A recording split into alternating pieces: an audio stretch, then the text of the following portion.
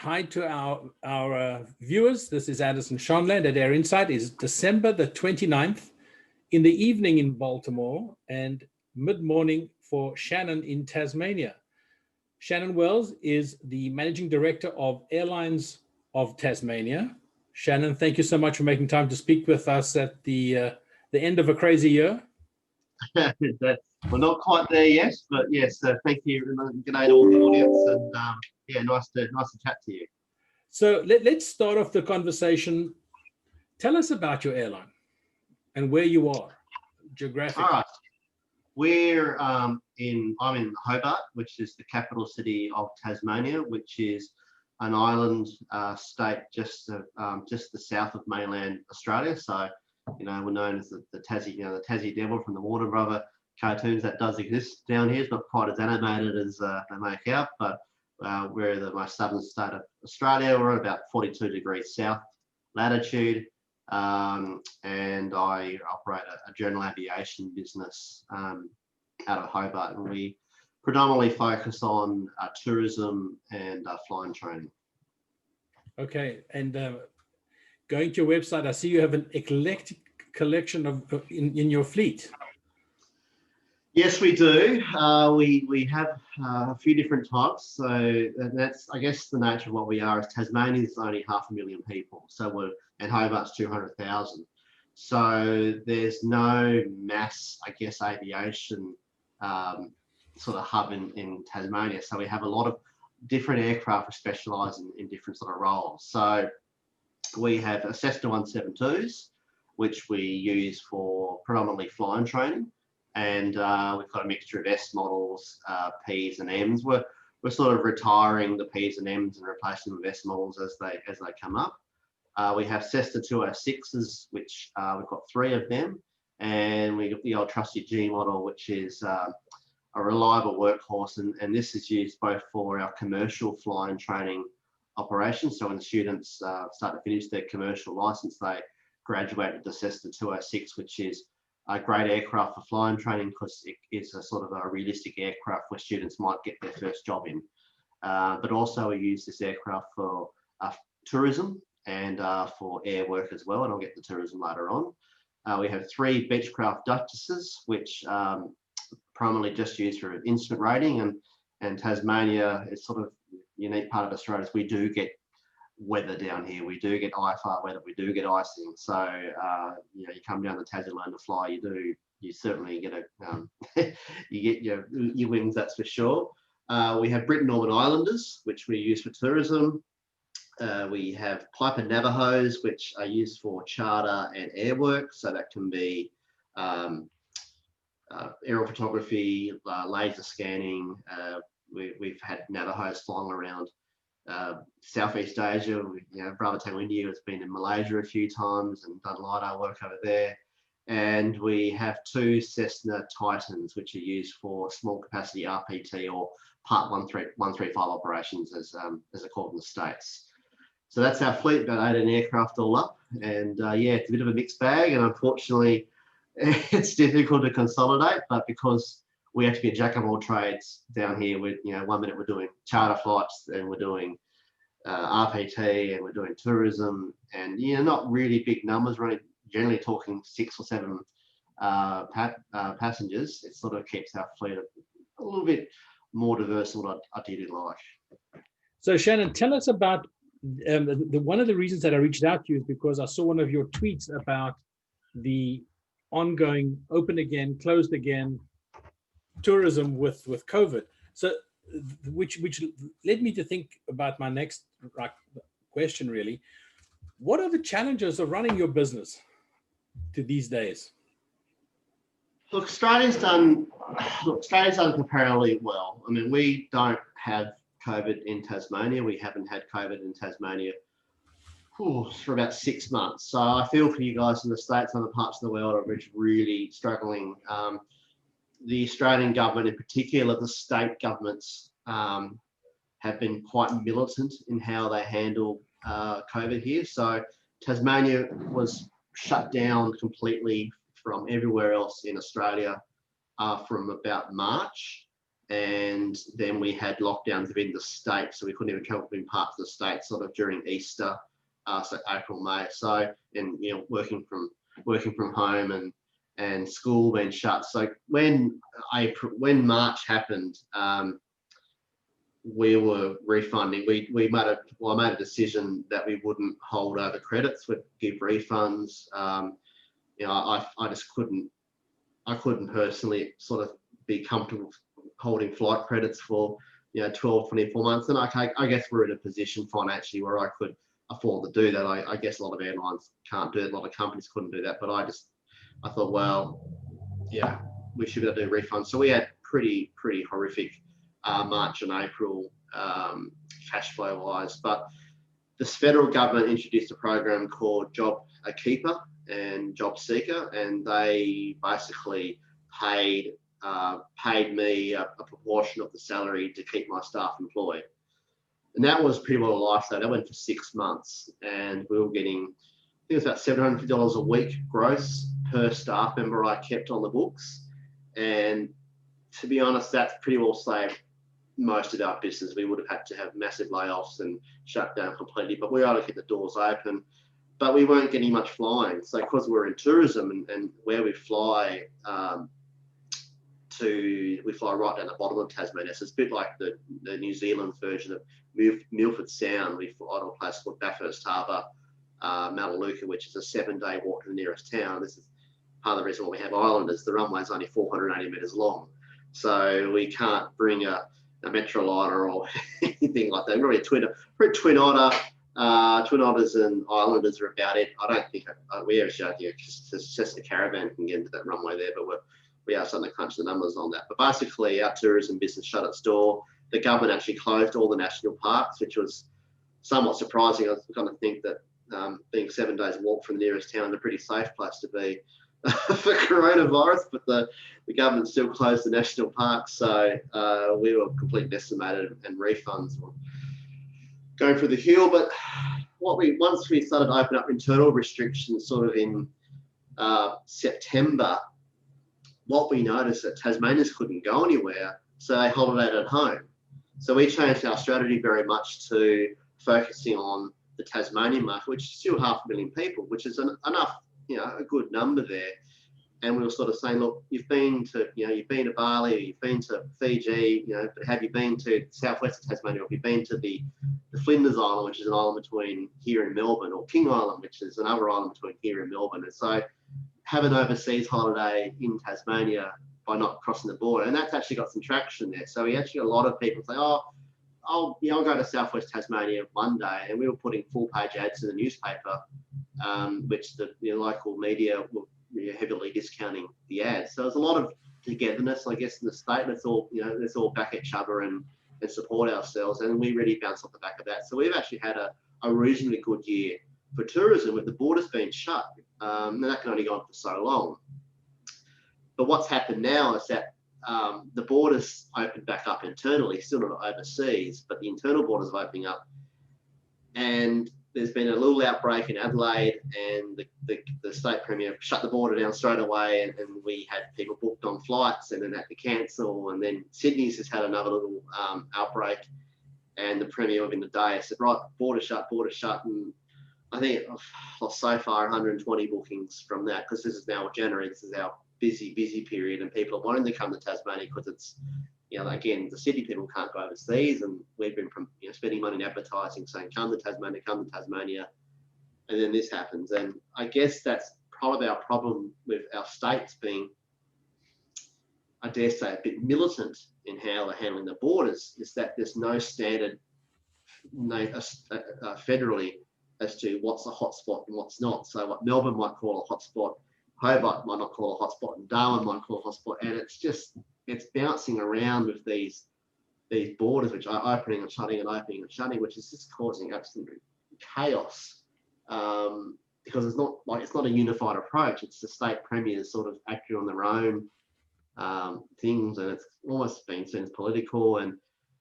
But that being said, you've got to go back and say, well, we haven't got coronavirus and it's relatively safe down here, but I've still got to pay the staff and still got to pay the bills and things like that. So it's complicated because the vaccine isn't coming tomorrow, and that's still a good 12 months, even 18 months away to have sort of some sort of immunity. I guess that's where I'm worried that you kind of want them all shut, all open. It's the open, shut, which makes it difficult to plan. Right, right. Well, I think that we never talk about politics in our conversations, but this is probably as good a moment as any that the pandemic has not shown us the brilliance in any politician anywhere on the planet. No, you're probably right there. And it's all hearsay. I mean, not hearsay, it's all hindsight. So it's all easy to step back and look at what could have been. But I guess there's no plan book. There's no rules in this. Right. But the thing is, what you end up being is subject to the whims of and the influence of people that may not be as bright as they should be. And the light of the day has shone rather brightly on the substandard thinking of political people across the world. But let's move on. There's no there. So tell me, how do you see your... Go ahead. Yeah, lots of vested interests and yeah, I guess let's not hang on politics, but I sort of think politics is short-term in nature a little bit, and it's only the next election cycle people are looking forward to, and then I guess that's the whole tricky thing. This virus doesn't play fair, and so right. Yeah, well, public policy is one of the bluntest instruments you can get. Yes, absolutely. Okay, so let's talk about how do you see your way out of the pandemic? Meaning, I'm speaking to you as obviously running your operation, but there are other people that I'm going to be speaking to that are doing the same thing you do. Some are going to be running bigger companies, some the same size, but everything's to scale, right? So everybody's got to face the same kind of problems. How do you see your way out of the pandemic, and what are the downstream things that you have to still deal with and face? Strategy-wise, we're not changing. So we're actually quite busy at the moment because we're flying, of all things, we're flying nuclear medicine across from Melbourne to Tasmania 5 days a week because the airlines are unreliable. So, the government's subsidising one of our planes to fly to Melbourne, bring back nuclear medicine. On the back of that, we're also taking pet puppy dogs and cats and cats because the airlines won't take animals at the same time. And so, we've sort of evolved to weird things at the moment, but that's not sustainable. I'm not going to start buying a fleet of aircraft to think that the rivers of gold will run on this sort of thing there. So we have to go back again to what we are good at, which is Tasmania, and it is showcasing the best of Tasmania, whether that's tourism. So we fly over beautiful landmarks like Wineglass Bay, or go to Maria Island, which is full of kangaroos and wombats, and that market's still there. People want to come to Tasmania for its beauty, and also our flying training being uncongested airspace and varied weather and terrain. So those fundamentals are still there. They won't change. So I'm trying not to get caught up in, I guess, the glitter of short-term issues, but go back to what we're looking for. I think there's no doubt that the aviation market was a little bit overheated leading up to this, and flying training was going crazy. We had Qantas running around opening up flying schools, and we couldn't get pilot. I put an ad in for a senior flying instructor job with regular public transport responsibilities as well.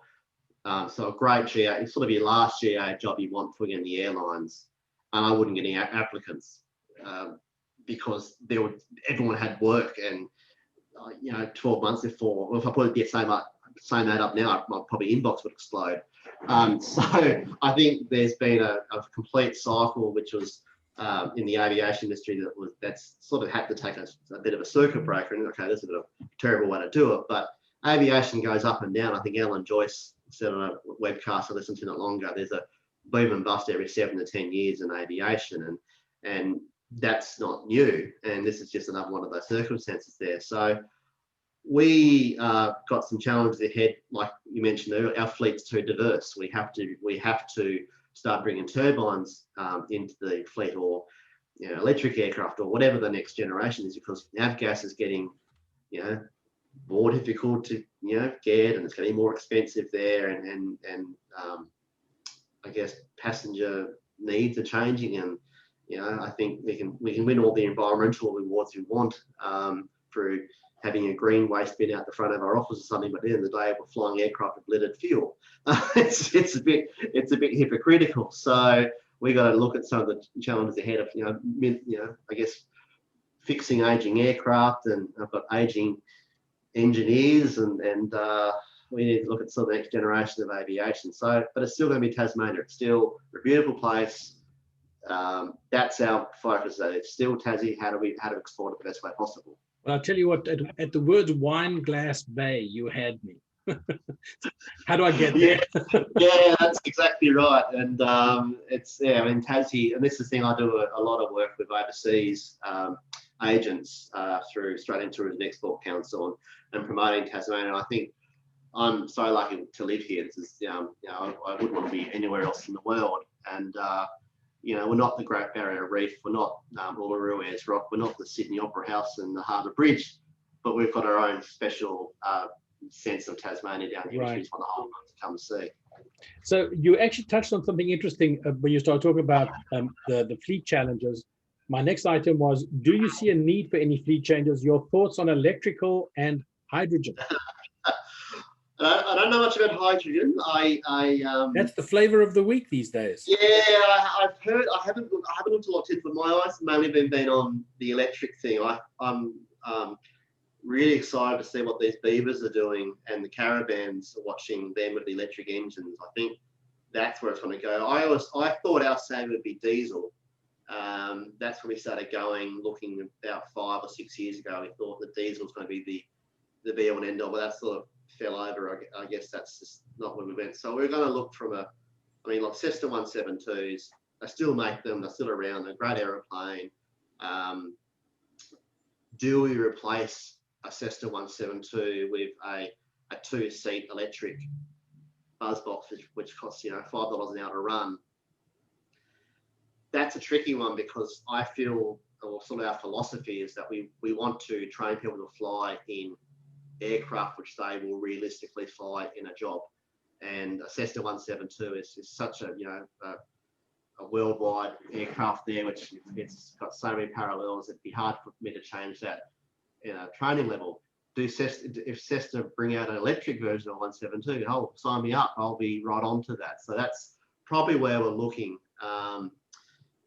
But yeah, I think the electric thing is exciting, and we like I said, we have to get out of gas. There's no denying that. I can't have Titans. They're getting older and older, and Navajos are getting older and older, and Islanders, they're a quirky aircraft. I love the Islander, but they're a quirky aircraft. So I'd love to be able to say, look, what we need is 2 Cessna caravans that would replace all of them, but we're flying into an airstrip. As I said earlier, it's only 480 metres long in a World Heritage area, and I'm not going to get that runway extended. I'd have protests if I try to get that runway extended there anymore. So we have to live within our means, and that Southwest is a very important part of our business. So we need the right aircraft to go in there. And again, we're highly tourism based. So to have a $2 or $3 million aircraft parked on the ground for winter months, the bank manager wouldn't like that too much. Right. We're going to find that sort of year-round business model, I guess. Okay, my final item for you. Let's look 5 years out. Tell me what we might be expecting from your airline. I comfortably feel we'll be bigger. I think we will be training international students. So we were training some AirAsia students about 2 years ago, and we've had interest from a few, a couple of airlines across East Asia, Southeast Asia. And it's not necessarily us, it's just Tasmania. It's just such a great place to do flying training. So I'm sort of hedging a bit that will become a bit more of our income. But I'm also hesitant to invest too much in that. I'm a big believer in diversity. So I don't want 90% of my income to come from a foreign airline, or 60% just to come from one source. So we will kind of at least not put all our eggs in the proverbial basket, so to speak. So Tasmania is only going to get, I think, more popular as a tourism destination once this COVID subsides. but I think we'll need to be a little bit more resilient. I think the economy, the whole state was overly reliant on tourism, and I think there's been a discussion had now at the state level is what else can Tasmania do? We can't just rely on 100 cruise ships turning up every summer in Hobart and people doing $5 bus tours around the state. We've got to become more of a diverse economy, and I'm hoping aviation will be part of that. So we're working with government to look at more ways that might, the airport we operate, Cambridge, how do we, do we put more firefighting aircraft here, for example, so that we've got, rather than, and have a base set up here rather than relying on the heavy tankers coming down from Sydney and Melbourne to protect us. I think one thing we'll learn is that the state has to be more resilient itself in what it does. So, we own the airport, we've got our aircraft there. We need to work with government to see, well, how does Tasmania best protect Tasmania, whether that's financially or through security or through fire risk or tourism or whatever it can be, because we don't want another shake up like this to happen again. Right. I guess I haven't heard you haven't mentioned the word helicopter at all. Is that on your radar at all? Oh, look, we dabbled in helicopters a couple of years ago, and it's not really, look, I'm a fixed wing guy, so I all those jokes about helicopters just get airborne because they get repelled from the ground for being so ugly or vibrate themselves up. But we have dabbled in helicopters before, but the issue I've got with helicopters is that there are probably 5 or 6 companies down here who can operate. There are some very big companies down here who operate all around the world. So if one of the major helicopter companies decide to tender for a contract in Tasmania, they tender for it, and you're up against big money and that sort of stuff there. But we own Cambridge Airport, so we physically own the asset here, and that gives a big competitive advantage to operate fixed wings when you own the airport.